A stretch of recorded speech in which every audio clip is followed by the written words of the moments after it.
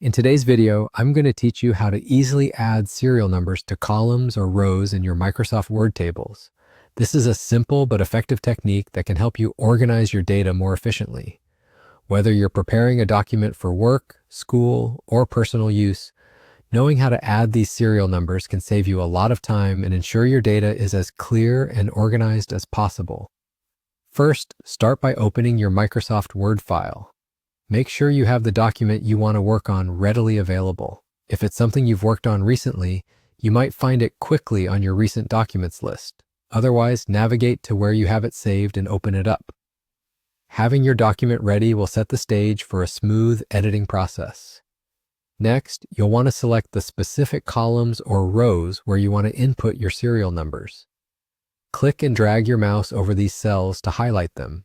It's crucial to highlight only the cells you need so that the numbering sequence is applied accurately and consistently. Take your time to carefully select the right area to avoid any mistakes or unnecessary corrections later on. Once you've highlighted the relevant rows or columns, the next step is to apply the numbering. You do this by locating the numbering option.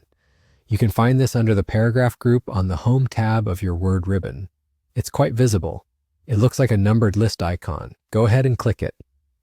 By clicking this button, Word will automatically input serial numbers into the cells you have selected, applying a neat and professional look to your data arrangement.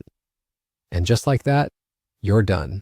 With these few simple steps, you've successfully added serial numbers to your Word document table, making your data much more organized at a glance. This not only improves the readability, but also adds a refined, systematic approach to how your information is presented.